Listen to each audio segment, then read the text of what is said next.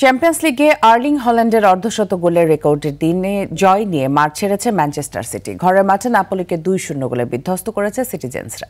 এদিকে রাশফোর্ডের জোড়া গোলে নিউক্যাসলের বিপক্ষে 2-0 গোলে জয় পেয়েছে বার্সেলোনা। বিস্তারিত মাহফুজুল ইসলামের রিপোর্টে। ছেড়ে যাওয়া ক্লাব দিয়েই নতুন শুরু ডি ব্রুইনের। সিটির এই সদ্য সাবেক হয়ে যাওয়া ফরওয়ার্ড এদিন মাঠে ছিলেন মাত্র ২৬ মিনিট। তবে ক্লাব কিংবদন্তিকে সম্মান জানাতে দ্বিধা করেনি ম্যান সিটির সমর্থকরা।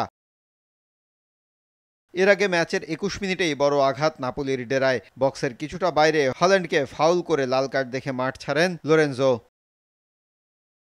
১০ জনের দলে পরিণত হওয়া নাপোলির বিপক্ষে ঘরের মাঠে প্রথমার্ধে গোলশূন্য থাকে ম্যান সিটি। দ্বিতীয়ার্ধে আক্রমণের ধার বাড়ায় তারা। ৫৬ মিনিটে আর্লিং হল্যান্ডের দুর্দান্ত গোলে বলের যোগানদাতা ফোডেন। এই গোলের সঙ্গেই চ্যাম্পিয়ন্স লিগে নতুন ইতিহাস গড়লেন এই ফরওয়ার্ড। ছুঁয়ে ফেললেন অর্ধশত গোলের মাইলফলক।